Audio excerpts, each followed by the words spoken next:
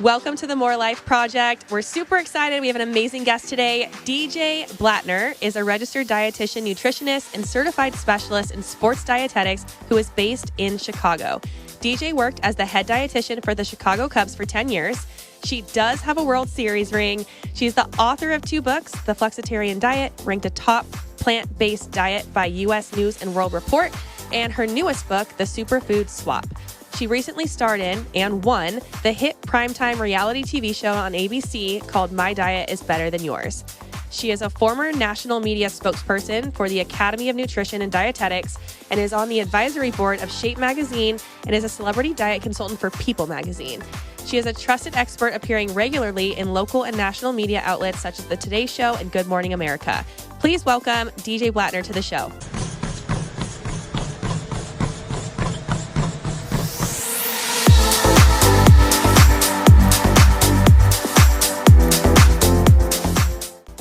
All right, DJ, we are so happy to be here with you today. Thank you so much for making the time to come and chat with us. Just super excited to dive into who you are and your expertise. I know that there's a lot that we can learn from you, and we'd love to just open it up with who you are and, your story, how you got here. Well, first of all, thanks so much for having me. I really like to set intentions before I do anything. And my intention with you today is to have so much fun. And I already know by meeting you, we are going to ace this. We are going to ace this fun podcast. Fun. We got you. Yes. This is amazing. Thanks. But yeah, you know what? I'm so excited to be here because I'm a registered dietitian nutritionist. I really specialize in joyful nutrition for optimal health. So the idea is it's not just all fun and games when it comes to nutrition, but I do want to have a great time and I want to make sure that it leads to optimal health. And over the years, I've written books and I've done TV and all sorts of media platforms to sort of spread this high vibe way to think about food, nutrition in our body. I love this. I love that your whole approach is joy and not restriction. It's not about being in tension with your food. It's about understanding it. And I really, Lauren and I are both in the fitness space. We're both coaches, and it is one of the most complicated topics is diet, and people have such really deep rooted feelings about it. And so when you can approach it from a positive perspective, from a joyful perspective, it really does make the conversation so much easier to manage. Yeah, I definitely agree. I came up with this whole attitude because I personally needed it. So it didn't start so altruistic. It started because I was like, man, I really need to get my attitude right when it comes to food. And it's kind of confusing because you have some people on one side being, so like it's just intuition and just to use your feelings. And then you have the other side being like, count it, weigh it, measure it, record it, and so you're like, wow, I don't fit into either of those boxes. I don't want to be so obsessive, but I also don't want to be so laissez-faire that I'm not getting optimal health out of what I'm eating either. So this is sort of the middle ground, is like saying, hey, wait a second, you can be joyful and you can get the results. Sort of I've written a couple of books, and my recent book called The Superfood Swap has a tagline underneath, a subtitle, which is really my food philosophy. And that subtitle, food philosophy, is eat what you crave, but make it with better for you ingredients. So I always start out with people saying, listen, what do you want to eat? Not like, what should you eat? What does the research say? What are your friends doing? What did that girl over there do to lose 20 pounds? No, cut out the noise. What do you want to eat? Settle down and think about, if you could eat anything, what would that be? And then that's your really first step. Nobody starts there with nutrition. Nobody asks people what they actually want to eat because they're like, oh my gosh, what if the answer is pizza? What if the answer is tacos and burgers? It's like, yes, that's what I want the answer to be. Like, what do you really want? Tune in. And then second step is balance it. Anything that you want to eat can be done in a really perfect balance that your cells can get energized from and that you can get optimal health from. And then the third step of things is own it and enjoy it. Is sit down, eat it like you mean it, enjoy the heck out of it, and move on. You don't sit there and think about what you ate for, hours later and days later and have punishment about it. You eat it, enjoy it, and move on. Yeah, I love that. Yeah, that's really great. And I totally resonate with your philosophy. I think it is so overcomplicated. A lot of that due to media, social media, different trends, and people are always like hopscotching over to the next Mhm. fad diet. And that leads to so much confusion, which leads to stress, which leads to people that are discouraged. And so to come from an altruistic place, a place of joy, to approach food and actually eat what you want to eat, it's like, wow, what a concept. You said that you got to this place because you needed to get to this place. So let's go back to the beginning of your story, what your relationship with food and nutrition was growing up. And then if you could just talk us through that journey of how you got to this mindset and why you're sharing it with people. Yes. Oh, I like that. Go back to the beginning. And when I was growing up, maybe when I was like maybe 10, my parents were like, we've got to get healthy.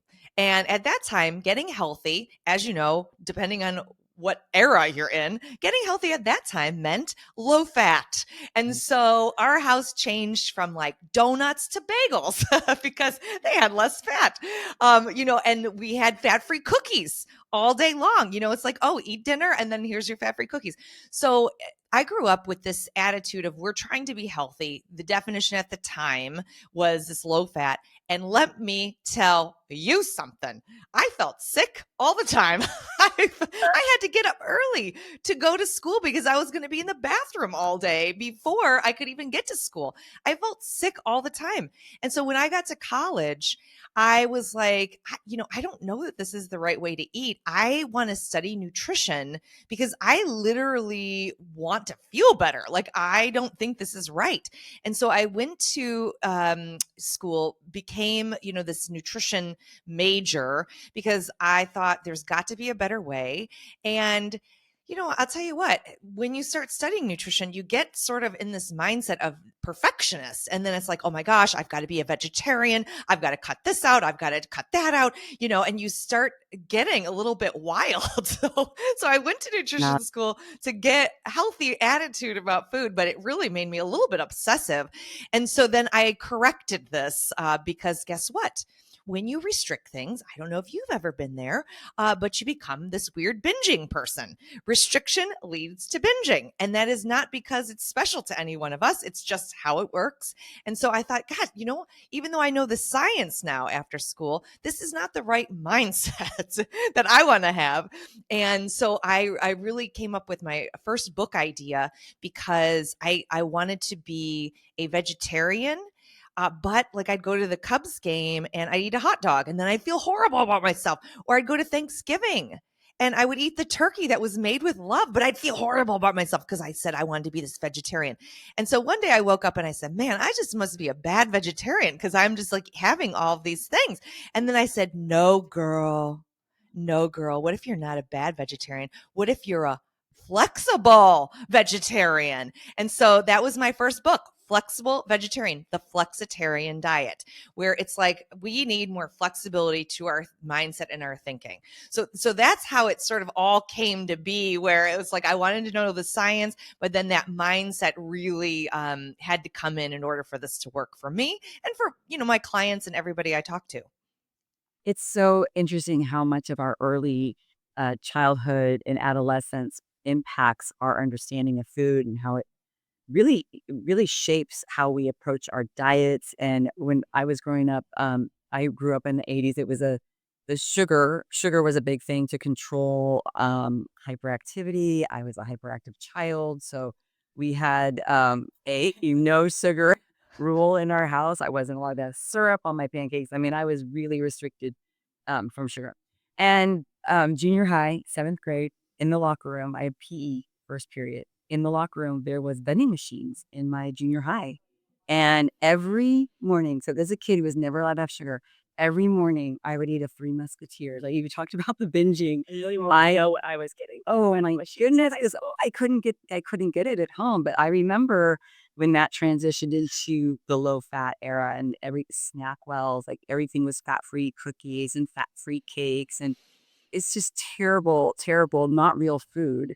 And it really shaped my understanding of how important it was to really nail the food thing. So I love that you're tapping into not finding perfection but finding something that works. Because I'm sure Lauren has her story with food, and we all, as young women at some point, had a story about our disordered eating, or just our not knowing how to approach it and understanding how it impacts us. But I love that approach of just opening up there's so many great food choices. You don't have to be restricted from the things that you enjoy. I love that. Yeah, yeah, and I think as we continue to talk through, I can maybe insert more of my story because I definitely have questions when it relates to that. But I want to go back to you talking about being a vegetarian, being a flexitarian. That obviously inspired a new era of your career as you went into writing your book. So, where are you now? Are you still a flexitarian? And is that what you advise most of your clients and the people that you work with to do in relation to eating for joy? Can you talk Yes. more about that? So flexitarian diet, flexible vegetarian, uh, is cool because you can be as vegetarian or not as you want and really still sort of fit in that. So these days, because I am also muscle obsessed, let's just point Okay. that out. I am muscle Get a obsessed. Give us a flex. Oh, come on. I got it. I mean, I got it. Um, I love a good bicep. I do not own a full shirt. Let's just say everything I wear are crop tops. I Love am that. obsessed with muscle, and not just because it looks healthy and looks cool, is because it is our longevity organ. And Yeah. it is, the more muscle you have, the longer and healthier you live. It's a miracle. So I'm obsessed with muscle. So as a flexitarian, and as you could be as flexible or not as you want, I am very much in the protein mix category. How I teach people to eat is, I love, hey, you want a Caesar salad wrap and you want it to have chicken in there because you have muscle protein synthesis. Great. And could you also have some chickpeas in there? Protein mixing so that you get plant proteins and animal proteins. You like a stir fry, you want chicken in it? Great. How about, can we put edamame in there too? Why does it have to be one or the other? Why are we not protein mixing? Plant and animal proteins Love do different this. things in our body, and I love it. So, if I'm having tacos and I want a steak taco, could we also put some black beans in there? Yes, we can. So how about making meat sauce for your pasta? It's like, okay, yeah, put meat in there, but could you also crumble up some tempeh? Those types of things, that protein mixing is what I am preaching these days, which is still very flexitarian mindset, but sort of Yes. leaning toward, make sure you're getting enough protein and make sure you're getting a mix of it. Second book, Superfood Swap, being more of this attitude of eat what you crave and do it with good for you ingredients, is also at the forefront of how I'm still teaching people to eat. Be flexible from Flexitarian, with the different kinds of protein sources, and eat what you crave, and just do it with better for you ingredients from the second book. So those are still my heartbeats. And then this third level, book forthcoming, this third level is really looking at that joy mindset, that, as much as we want to think it's, food and exercise, people are like, it's 80% food, it's 20% exercise, or whatever they throw around. I'm like, people, we need to put in 99% of this is actually mindset. So there has to be a third book to create my full body of philosophy of that mindset, joyful, positive nutrition piece.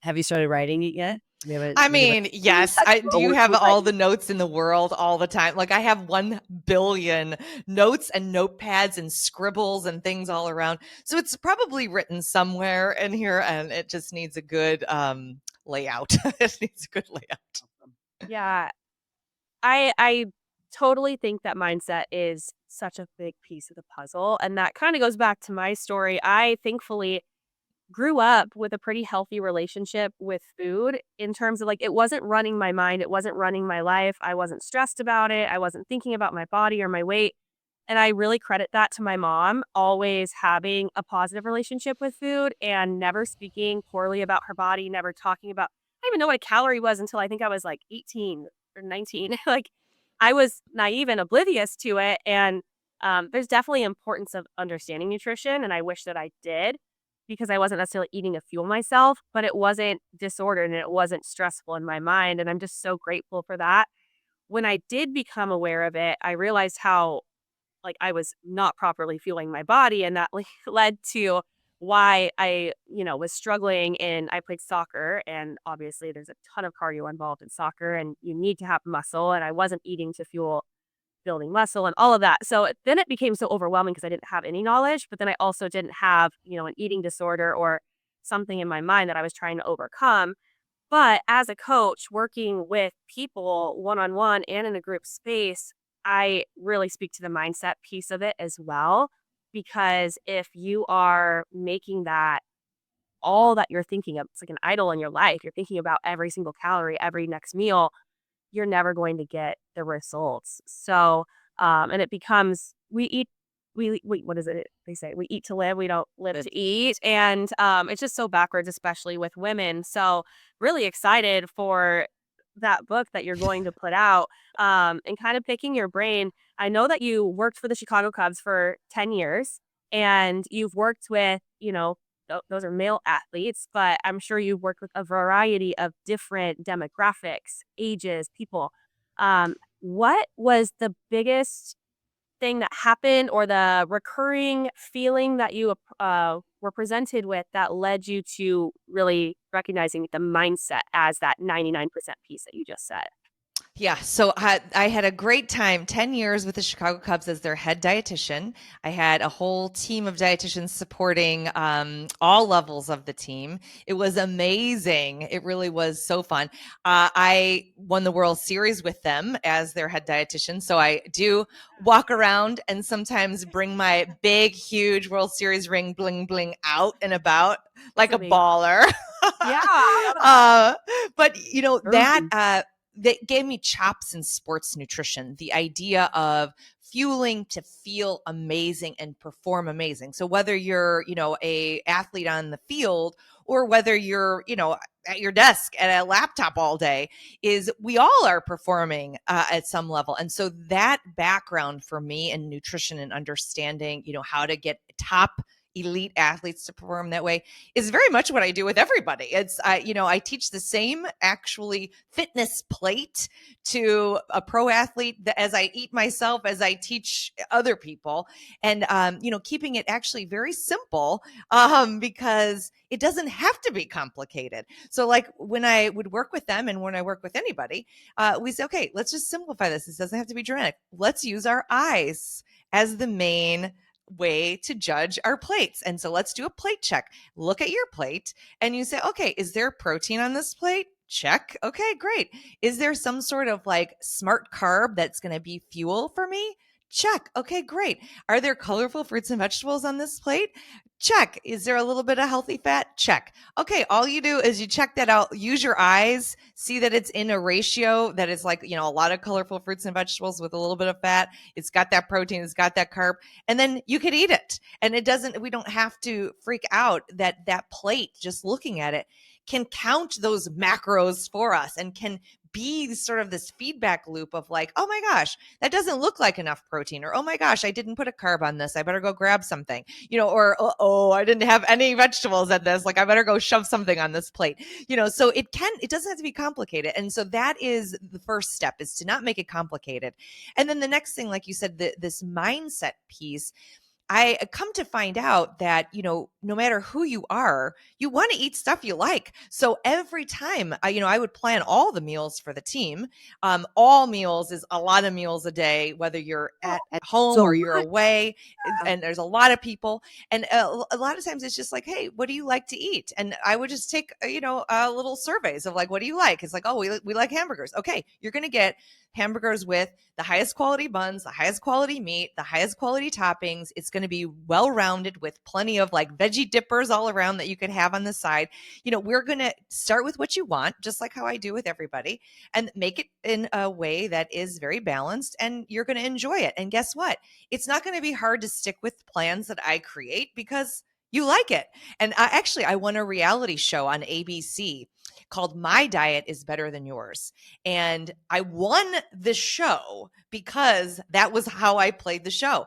Anything that my contestant wanted to eat, we would eat, and we would just do it in a balanced way. And it's like, well, how can she stick with this? It's like, because we like it, because it doesn't have to be hard and miserable. It's like, I know people want things to be hard and miserable because they think it's going to work, but you can have loving structure and still eat what you like and have it in the proper ratios and stuff and get mega results and better results because they're more consistent and long term.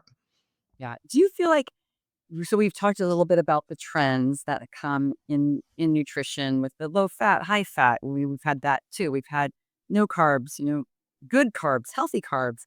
How do you combat when your clients come to you, or we've got, our members that come to us and they've heard this fad or they've heard that fad? How do you combat that with a balanced approach?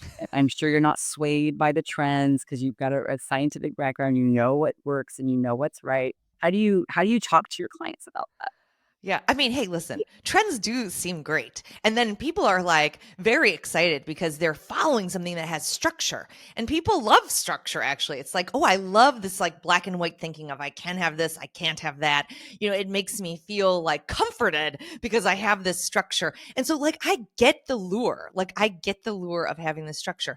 And I say, I'm giving you structure just in a little bit of a different way. We're going to use global nutrition. We're going to use the nutrition that we know people eat who live the longest and healthiest lives. Let's get out of the United States of America, where we do all sorts of wacky things with food. Like, wow. And like, look at what does the globe eat? What are the people who are living the longest and healthiest lives eat? And they are eating all the things. They're eating that fitness plate. They're having protein of both animal and plant origin. They're having whole grains and carbs and good things like, sweet potatoes. They're having a ton of colorful produce. They have a little fat on there. And you're like, oh my gosh, like that does make sense. When I eat that way, I do feel that I have fuel and my muscles are repairing and I have great recovery and my skin looks good and my energy is great and I'm pooping wonderfully. Like, you have some feedback loops that our body gives us that it feels great. And then you're like, oh my gosh, you know what? This isn't the trend. But I do feel structure because I'm looking at every plate for all those food groups. I'm trying to eat 3 meals a day to give myself the fuel. And it's like, all right, you know what? It's loving structure and it's not the fad, but it is what people eat who want to live long, healthy lives. Definitely. That's our mission. I want to talk about the protein mixing and the benefits Yes. of that because we just touched on it briefly, but plant-based sources and animal-based sources.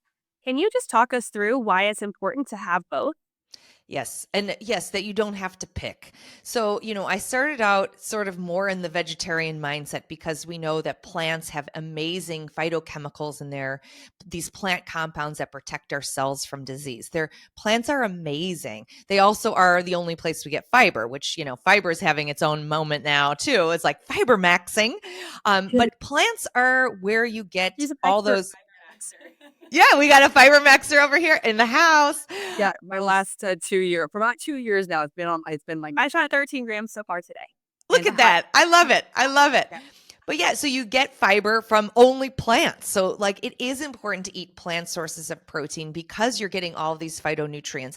Plus, a lot of the plant proteins have incredible fiber. Talking about fiber maxing, of all the foods, because you're counting your grams, beans are like the highest fiber food by a landslide. They are incredibly high in fiber. So when you add just a little bit of chickpeas to that, like Caesar wrap, or you add just some edamame to your stir fry, you're getting so much more fiber and plant compounds than if you were just having the animal protein alone. So you got to go plants.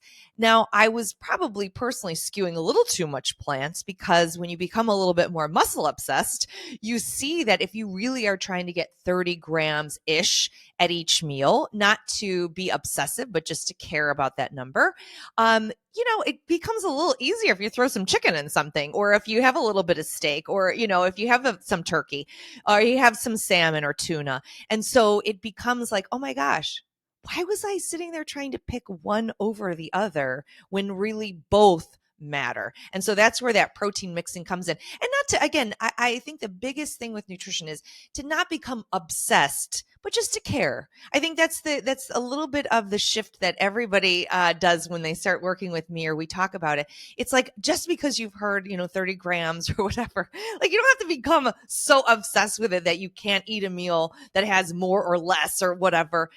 But, you're just giving yourself this sort of guideline to hit, but not all the time obsessively.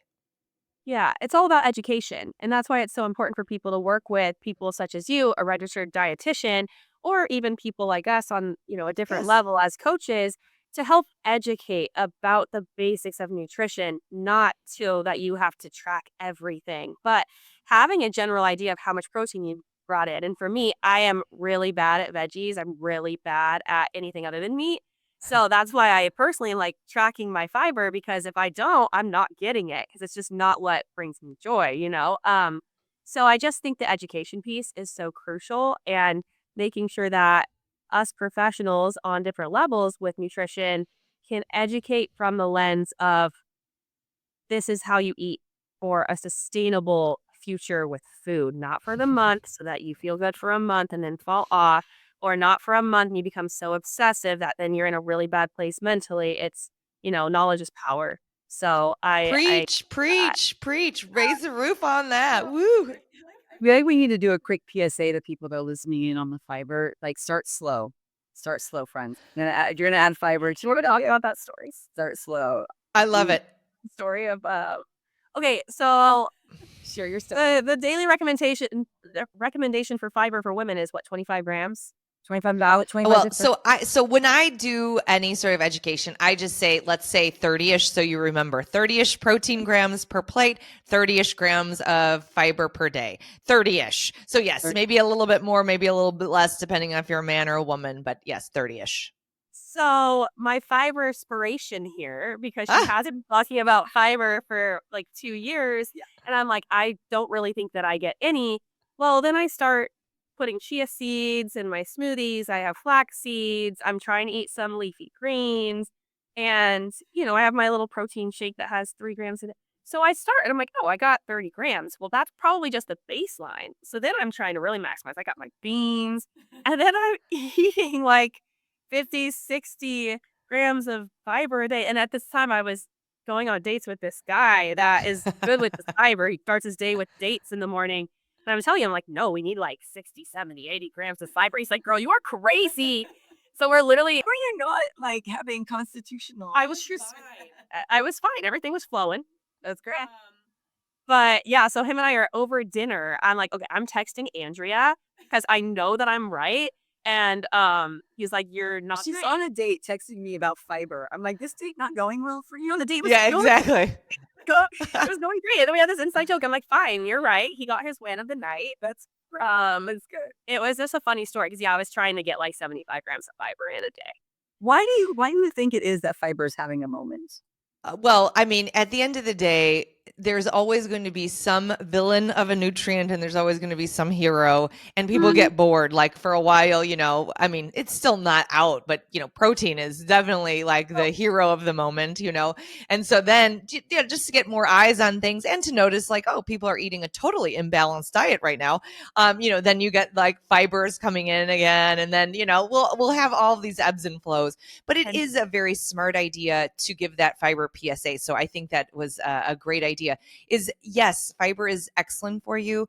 And anytime you increase fiber, you go slowly, you drink enough water so that you aren't actually doing more harm than good for yourself, drinking enough water. And then the big thing that I think a lot of people have lost the headline here is that, yes, you could hit the number, but the most important thing, if you actually want the benefits of fiber, is to make sure you're getting a wide variety of fiber sources. So just because, you have figured out like, oh, I know how to get, my 30 grams and I keep doing the same thing day after day after day after day after day to hit those 30 grams. That's not really the point of fiber. Fiber is also a secret way to encourage people to eat more plant foods, because fiber is in plants. And so if all you're doing is eating the same plants over and over, you're not getting the digestive aid. The microbiome or your bacteria are not liking it as much as if you were doing different fiber, throughout the week, throughout the month, throughout your year. So hit your fiber with enough fluid and go slow, but also really make sure if you're looking for gut health, which is linked to every kind of health, variety is the ultimate of advice when it comes to fiber. Yeah, so good. Thank you for that clarification on the Yes, fiber. yes. Because people are going to hear this and be like, oh, okay, I need to run out and start eating only beans. That was what I heard today. Yeah, right. That's right. what they'll, I know you got to go back to that. You called it the athlete plate, right? yeah. Yeah. Oh, I call it like when I'm working with athletes, I oftentimes call it the athlete plate, but in general, I call it the fitness plate because it's like we're all, fitness enthusiasts, active people. And so, yes, that fitness plate is really, it's just it's a wonderful tool because it uncomplicates things, but yet gives you exact structure. This is a rule of how to eat. It just so happens that it's flexible, it's high vibe, it allows you to eat what you want. But in those right ratios, because you really do need the protein for muscle. You really don't need the carbs for your energy. You really do need all that colorful produce and fat to help with inflammation and healthy cell renewal. So you need all of those things. And guess what? Just look at your plate and it will work out. Yeah. Yeah.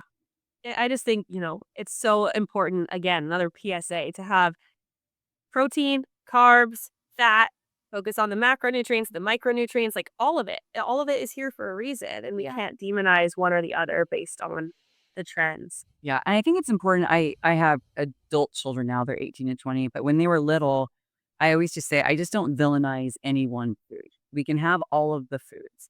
And we would just, in the mornings, if we had, pancakes or oatmeal or whatever we had for breakfast, if it was grainy or more carby and we didn't have a lot of protein, I would say if they would ask for something later in the day, it's like, yeah, what, we can have that maybe for lunch tomorrow.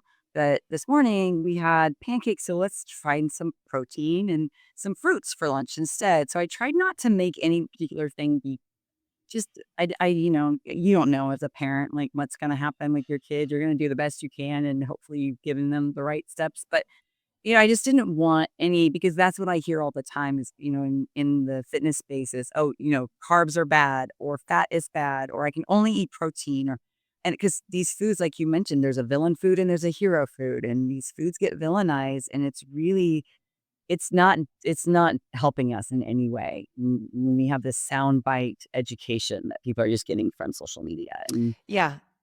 You're absolutely right. And I think the biggest thing is I say, don't trust me. Try it. You don't have to trust me. Just try it. Put together a fitness plate. And for women aging, I'm also very against these little snack lives that people have. Your muscles need a fixed good amount of protein 3 times a day in order to stimulate muscle protein synthesis. Maybe when we were 20, we could get by with, I have 10 grams here, 4 grams here, 2 grams here. No, you want to do it right? Yeah. They keep talking about girl dinners. Yeah. No.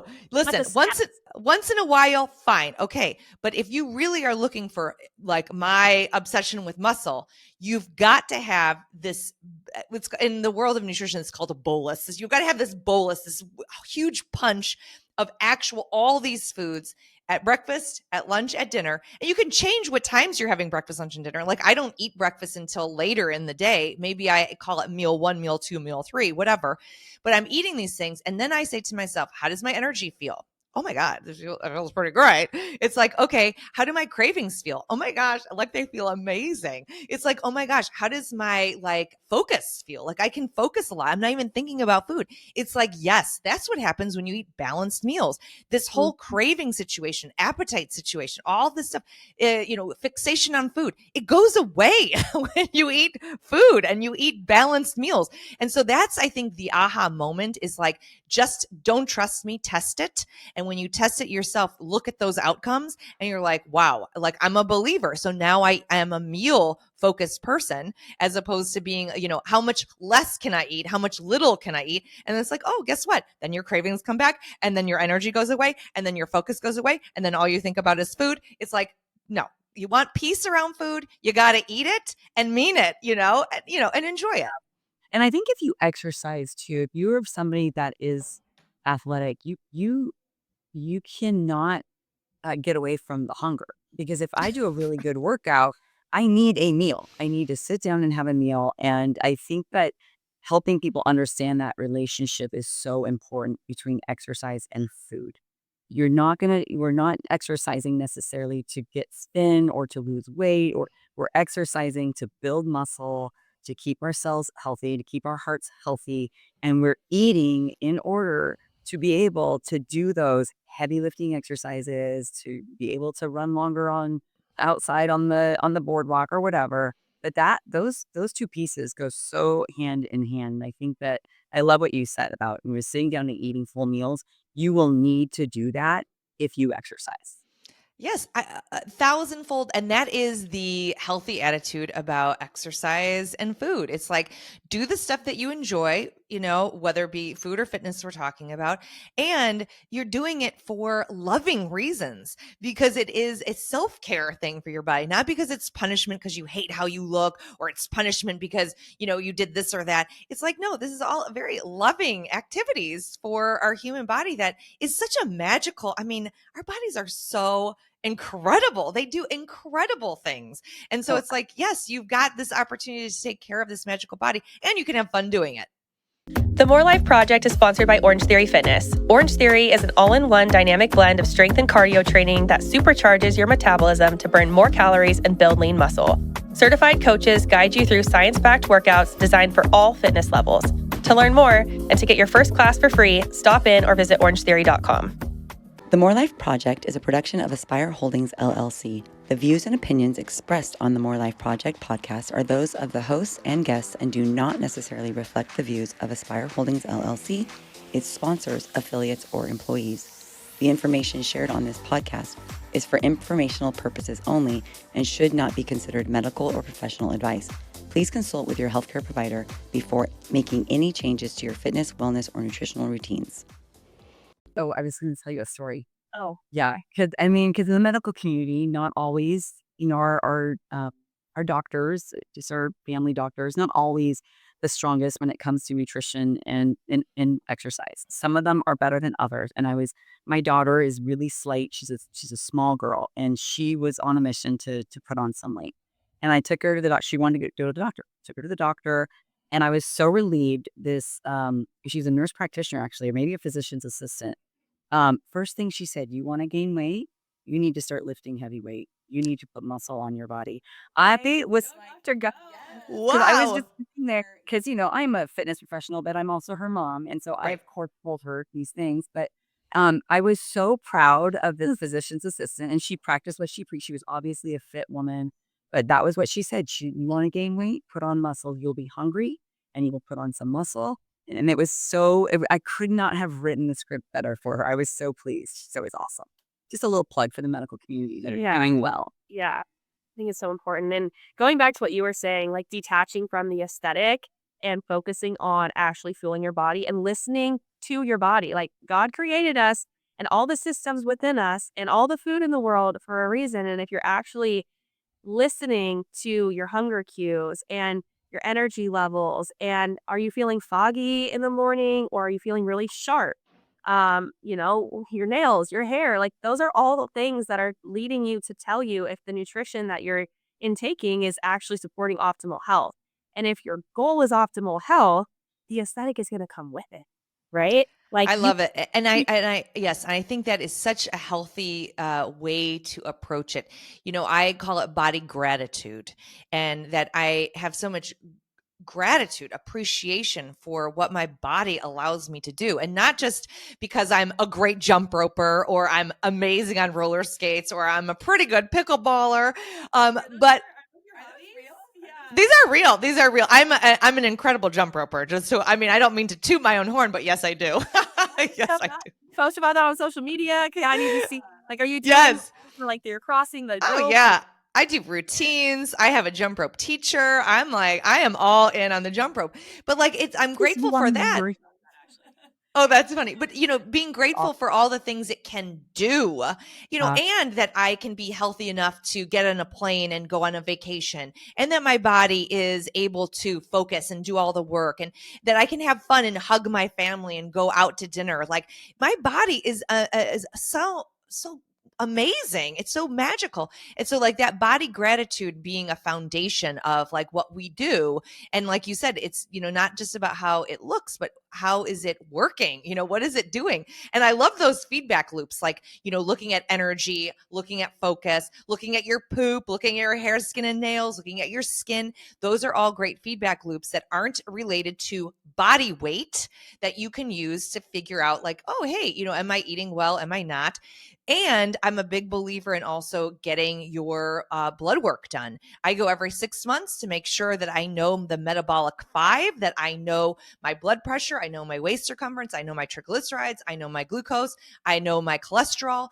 Those are at least the first 5 that I know, and other things too, because you can't just look at somebody and know if they're hitting optimal health. You also have to know what's going on inside of the body, as well as all of those other telltale signs. So amen to the body gratitude. Amen I to love that. that. Yeah. And I love that you're talking about blood work because I'm fit. I look like I am the picture of health. The reason I got on this fiber kick was that I did get my blood work done and I've always had really low cholesterol, but my triglycerides were starting to go up. And you would have never been able to tell that looking at me. People would have always just said, "Oh, I'm sure you're nope." I had to start changing some things about my diet. I'm 50 years old. My body is changing. I had to start addressing my food as well for the first time. Yeah. No, I mean, I addressed my food for many years before Yeah. but I actually had to address my food for the Well, first yeah, time. and what's cool about that is when you do get lab work, and I call it the metabolic 5, but there's other lab work to look at too. But let's just say it empowers you to know what to change. So it's Yep. like, oh my gosh, you want personalized nutrition?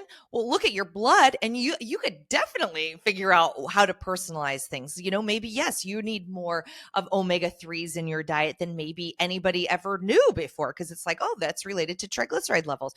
Somebody with high LDL cholesterol, maybe they need to have more fiber than we've even told them before. It's like, oh, okay, cool. And so it's like, oh, you eat a lot of this, but you're running, you probably do need to supplement iron.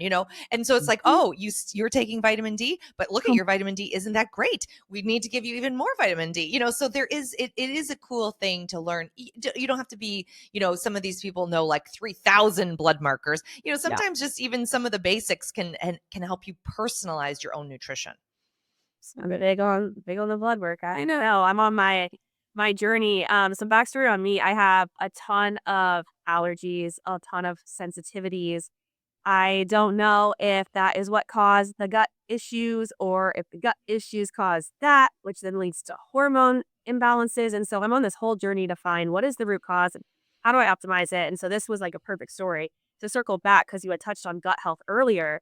What is your like philosophy on gut health? What are the maybe like the 1 or 2 things that are the most important to optimize gut health? Because that affects really everything. Yes. I was even going to take a beat there for you of like, it literally affects everything. Back in the day when people said gut health, it was like only thought about pooping. Like you were like, oh, that's the pooping thing.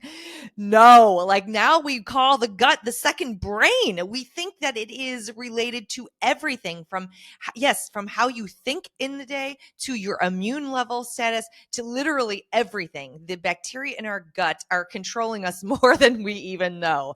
And one of the saddest things I think is that when it comes to gut health, people right away think about supplements. It's like, what supplement can I take? Now, listen, I'm a huge supplement fan. I love supplements, but the word supplement means in addition to a wholesome, healthy, balanced diet. And there are a lot of things you can do first before you get into supplements to help your gut health. The first one we already talked about, but I'm going to say it again from the rooftops, louder for the people in the back, because variety of your diet is the number one thing you can do for gut health. And that actually, there's been research done that flexitarians, people who eat both plant and animal proteins, tons of fruits and vegetables, and have all this variety, have the best gut health because they have the most the bacteria in our gut. They have the most variety, and that they're healthy and strong and being fed by all that fiber. So variety is number one. And then I have what I call the 5 F's of good, healthy guts. And the 5 F's, the first one we've talked about, it's fiber. So that's huge. Fluid, you cannot have fiber without fluid. You have to have it. The third one, people cannot believe this, but I'm telling you, try it and you will become a believer. Fully chew your food. If you chew food and you make it almost like applesauce texture in your mouth, your digestion will be changed forever. Fully chew your food is a big one. Fermented food is another F in there. And that is things like sauerkraut, yogurt, kombucha, kimchi, anything like that. And then you have, guess what? Fitness. Fitness is a huge, people who have a fitness routine have healthier gut microbiomes. So those, in addition to variety, those are the 5 F's of gut health. I saw you guys kicking each other and doing stuff when I said fermented foods. What's happening? Oh, no, I have questions for you. Oh, okay. I was like, do you have a sauerkraut story? Your take on histamine intolerance, because I believe that I have a histamine intolerance. And so people such as I that have that, while I'm trying to optimize my gut health and get all this nutrient variety, the fermented foods are actually high in histamine, which then has caused us. So I've stopped eating avocado. I stopped eating banana, like these foods. I was eating strawberries every day that are high histamine. And then, okay, my sinuses, I can breathe a little bit more, but now it's making an already challenged person. I'm a chicken tender addict. That's what I want to eat for every meal. So I already with nutrient variety. And then I'm trying, I know this is why food becomes stressful. We need people like you. Well, yeah, and no, I mean, you're a professional. Like you understand food and you understand diet, and you are confused. And we watch our members go through this. I'm sure you see your clients go through this. But I'm trying this and this isn't working. But I know it's important for me, and I'm trying that, and that didn't help. And how do you handle the despair when people are just so confused? Well, I want to hear her take on this. Yes. Okay. Go back to histamine intolerance. Well, okay. So the deal is that anytime somebody wants to test something out, I'm never going to poo-poo it. So people will go to various practitioners. They'll read various books. They say, I want to test it out. And I say, okay, great. Let's test it out. I don't teach people this diet. This is not something I teach people. But if you have this instinct inside of you that you feel like you want to test it out, let's test it out. And let's not do it haphazardly. Let's really take 30 days. Let's really monitor your symptoms that you're complaining about and give it, a scale of 1 to 10, monitor as we go each week to see that you are in fact seeing an improvement in these things.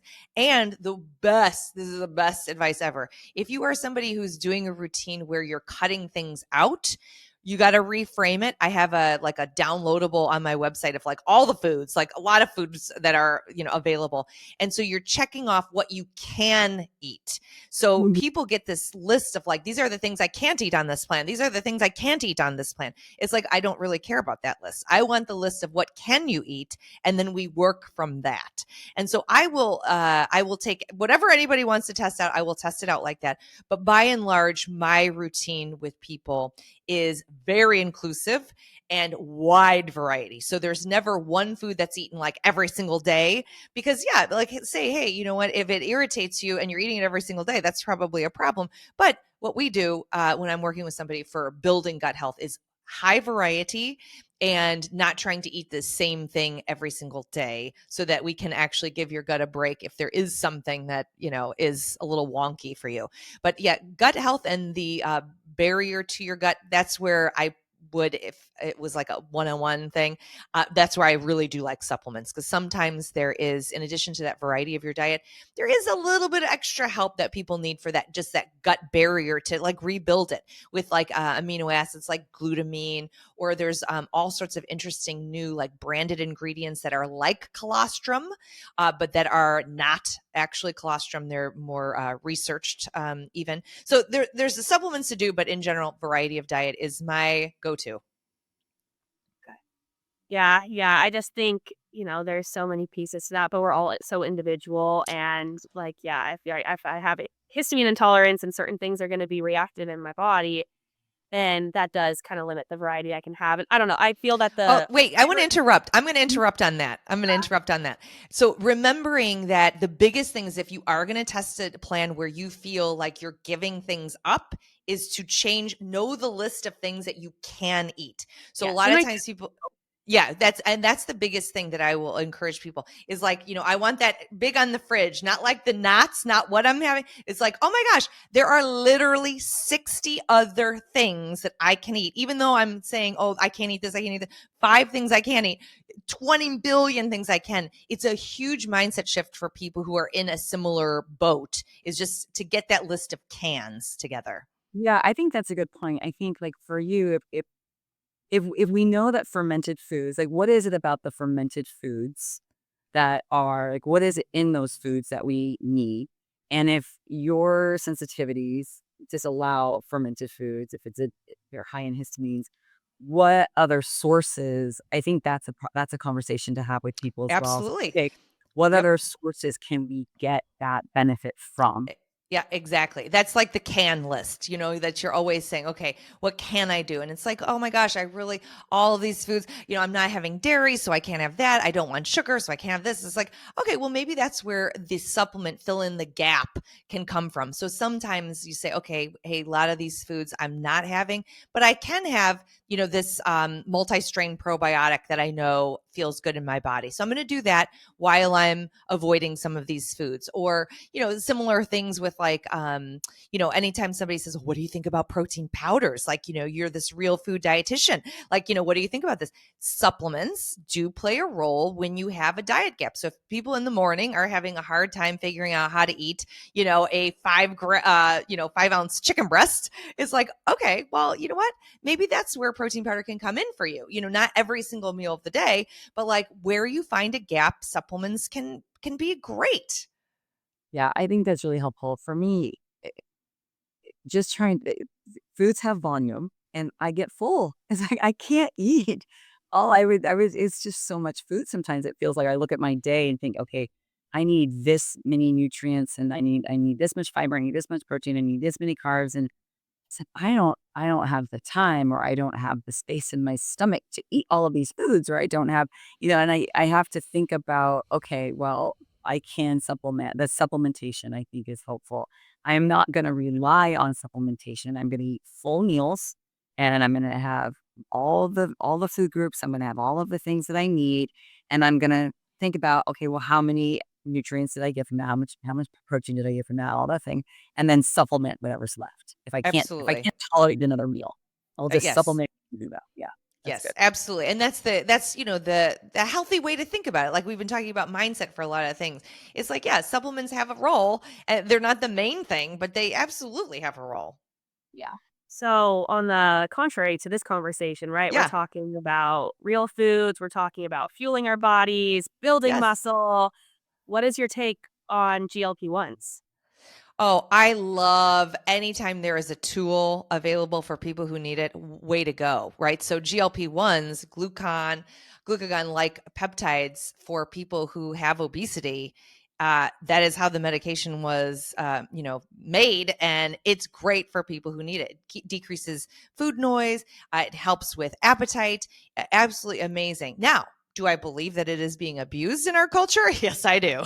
Yes, I do. I'm so glad it is around for the people who need it, and I do. I feel sad, how it is being used off label right now. And maybe there is a time where there will be peptides that are for all the other benefits that it touts, that are actually on package, medically supervised, that we all do. That's great, but I got to say, it really is one of those things that has taken off. I mean, you see reality shows all the time now with people who have, healthy body weights, using these things. And it's a really mixed message. So for the clients that I have that are a healthy body weight that are not the target market for GLP-1s, we do talk a lot about the cool conversation that we had already of like, what can you do to help your own appetite hormones perform better? And it's very clear that protein and fiber are the two nutrients that if you really want to, get your own body doing GLP-1s in a better way, and creating those appetite hormones for yourself, it's really focusing on what we've talked about this whole time. Yeah, definitely. Like that. Can you just share why you are so passionate about muscle and how GLP-1s can affect that muscle loss if you're not fueling your body properly? Oh my gosh. Okay, listen. So I love the GLP-1s for people they are for, and if somebody is on them, the thing that I say, please, please, please, I begin to cry. Please, please, please. Eat your protein and lift weights. If you do not, you are going to screw your long-term health. Like you must, these drugs exist. You will lose weight quickly. The weight is both fat and muscle to sustain as much muscle mass as we can as you lose weight in this quick manner. It's got to be weightlifting and protein. I mean, that's true actually for anybody who's on more of a weight loss attitude plan. Yeah. It's like you must do those things. However, for all of us, I mean, let's just point out muscle is this longevity organ. And the more you have, the longer you live. So I'm saying you live longer with it and you live healthier with it. So the thing is, I don't want to live forever if I have to be miserable. I want to live forever feeling great. And muscle is that amazing tissue that is so active in our body that can become that organ for us. And so, listen, I didn't get here by accident caring that much about muscle. I was the person who was like the cardio queen all the time. And I was like, small is the way to go. How small can you be? Like, that's the healthy thing to do. And it wasn't until I started aging to be like, you know what? I think something is wrong here. I think this information I've been given is wrong. Let me go to the research. And in fact, you know what? I got here actually by being assigned a project by a company I was working for. And they said, do nutrition through the ages, like all the nutrients you need. And when you're 20s and your 30s and your 40s and beyond, blah, blah, blah. So I was like, oh, that's so boring. What a boring project, but I'll do it, So I do this project. I am floored. I cannot believe I start reading actual research that as we age, we do not deal with protein in the same way. We become very sloppy with dealing with protein. We need to eat more protein as we age because our body is not handling it properly. And our muscles cannot hear anymore. You eat protein and they won't listen. So you need to eat these bigger amounts of protein in order for your muscles to actually hear it coming. And so you're like, oh my God, it isn't all just old wives' tale. Because I used to roll my eyes at the girls who were always like, eat your protein, do your weights. I was like, oh God, please. And then I did this project years ago and I was like, oh, it's all true. It's all true. So now I'm all about the protein, the weights, and sleep. Yes. That is like the trinity. If you want muscle, you need to do those three things. Love it. It is. And something that I really love is like my generation, I'm 30, has grown up in this era of social media where weightlifting is really cool and you're eating protein and you have people like you that have voices on media that can get to people that maybe aren't like buying the services. So I feel like my generation was like, yeah, let's take up space. Let's get strong. And Thank now you. it's almost going the opposite direction a little bit. But what do you say to the people that are in there, like the women specifically in their 40s, 50s, 60s that grew up in their 20s and 30s being told to be as small as possible? Like, how do we educate the mission you just said? Like, we need it so Yes. bad for longevity, to live longer, for health span. What do you say to those people that Yeah. are having to unlearn 3 decades worth of bad advice? You're absolutely right. And it goes back to what I always say to people for anything is don't trust anybody. Test it yourself and give yourself and see, like, actually, if I did switch up my exercise and I started paying attention to protein and I did that for, 30, 60, 90 days, what happens? And you're like, oh my gosh, like this, and what happens? And don't use the scale as your guide. Use your clothes, put your clothes on. Louder. The scale will go up. You're eating in Right. a So yeah, don't use the scale. Use your pants. And you're like, oh my gosh, my pants are fitting great. Oh my gosh, I feel like incredible energy. Like, oh my gosh. I mean, I got to tell you, my immune system has been so amazing since I've been weight training.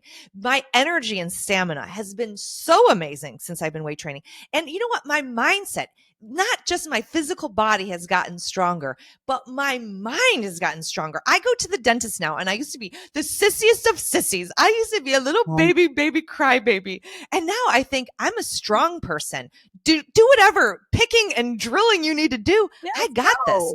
I got this. And so I think the thing is it's testing it. I don't know if I would have believed somebody if I wasn't reading the research and heard it and wanted to test it for myself and be like, my whole life has gotten better because of this. And you know what? And do it in a way that you find fun, like how you two teach, and you make it so it's this camaraderie and it's fun to be there and it's great. It doesn't have to be this solidarity thing of like, you got to go by yourself and lift these weights and it's miserable. Like find the fun in it and you will become, addicted to the feeling. Yeah, absolutely. And what's crazy? I think how we combat that is these conversations. I think that the more we have these conversations, the better, because it always surprises me how I think we've battled it. I think we've won the battle. And then I'll have a conversation. It just happened to be earlier this week. I was in a studio and a member was talking about um they're in their 40s and that they had gained some weight. They gained about 5 pounds and they were trying to lose this 5 pounds. And the coach was like, well, you need to lift weight. And she's like, oh, I don't, I like to lift light. And she's like, and I'm getting older and older women shouldn't really lift heavy. And I happened to be standing there. And so the coach said, Andrea, I'm like, am I the resident old lady? Okay. He's like, Andrea, come over. And so I just happened to be there. And he's like, talk to her about, lifting heavy. And I said, okay, so first of all, I'm just curious, where did you hear that, as you age, women shouldn't be lifting heavy? And she said, Madonna. And I said, Madonna. I was dying. And I said, okay, well, I am not Madonna, but I am old. So here's my advice. Lift as heavy as you can every single time you come in here. I mean, I was floored, but I thought that's still messaging out there. And I don't even think Madonna said that because she's got rhythm on her. Yeah. Madonna lifted heavy. So I don't know. This is the thing. But I think you having this conversation with us and we're talking about nutrition and how important it is and how important it is to lift muscle. I mean, to build weight. No, to lift weight, to build muscle. All of that, that's how we combat these myths. We just keep having these conversations and we keep taking up these spaces to do it. Love that. Oh, I'm giving you lots of clicks for that. Woo-wee. All of the stocks. DJ, what's your most embarrassing fitness story? Like, embarrassing fitness story. Oh my bonus gosh. points That's if I you wish really I what would be embarrassing? Well, here, listen. This is the truth of it. Anytime I take any new class, I'm a disaster. I'm an embarrassment. And I know that's how you get good at something. So it's like I embarrass myself every time I tried pickleball the other day, embarrassment. I tried a new Matt Pilates type class, embarrassment. And you know what? You got to lean into that embarrassment and be the worst and just be a disaster in order to get better. So I have over the years embraced looking like, a disaster because I know it gets me to the other side. That's definitely. And everybody starts something, anything that they're starting. So yeah, we've all our little fitness fails. So mine was pickleball as well. Lauren shamed me. I'm not good at pickleball. Okay, here's the thing. I'm a really nice person. I love really hard, but I'm also extremely competitive. And we were playing pickleball with our team. She kicked me off her team. Well, you weren't performing. So our CEO is extremely competitive too, and he was performing on pickleball, and so we became partners in that game. I was fired, but you know what? The funny part is that I then became the weak link because Mark was way better. But yeah, I don't mess around. So if you're not going to perform, you're cut. I like it. I like that you were out there though playing pickleball because that's, one of the things I think people forget in general, with food and fitness and everything wellness is that it can be a good time. When you add joy to it, it works better. When you have more fun, you will do it longer. So it's like add fun, add joy, and it will work. So great. Yeah, so great. Well, thank you. I want to just one question about the bedazzled mics. It's amazing. We need them. We're gonna talk to our agent. to get some bedazzled. Thank you very much for bringing it up because it is a labor of love for me. I put these bejewels on this microphone myself, and I feel like, we all might need a side hustle in our lives, and perhaps my side hustle is, what can I bedazzle for you? Yeah. Okay. So next time when we do this Yes. again, you're going to come in person. Yeah. Oh, and you're going to girl. bedazzle our mics. And we're going to have a grand old time together. Good. Okay, I would love that. And maybe I'm a little bit afraid of you, but I do think let's have a pickleball game as well. Okay. Yeah. It's my tactics to win. I create intimidation. I make everybody feel scared, and then my skills don't actually need to measure up to anything because you are already so low. Right, we're already intimidated. Actually, you know what? I take it back. I'm going to bring jump ropes for all of us, and we're going to jump rope. That will be the fun. That will be our fun. Last little story before we wrap up. So, Yeah. I used to jump rope when I was little. So I didn't wear pants until I was in 3rd grade. I only wore dresses. I didn't know where this story was going. Only wore dresses because pants were for boys. I was very girly girl until I wasn't. So they were trying to incentivize me to wear pants because I got really into jump rope. And I had a jump rope book. It was 101 different jump rope songs. And so my dad would go out and play with me. We do jump rope, but I'm wearing a dress. So he rebranded jeans. They had these jeans at Old Navy with all the zippers. This is like 2001.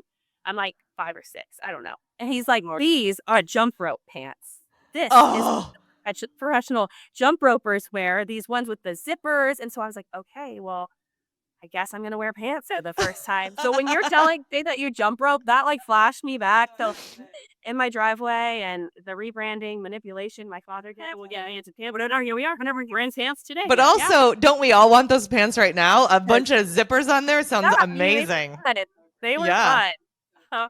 Well, thank you so much for your time. Thank you for sharing your knowledge. We are just so happy. Yeah, you're so joyful. Yes, we just love you. Thank you. I had such a good time. Thank you for having me on your podcast. And I can't wait to listen to more episodes of the More Life Project. Amazing. Yeah, thank you. Thank you, DJ. Next time. Bye.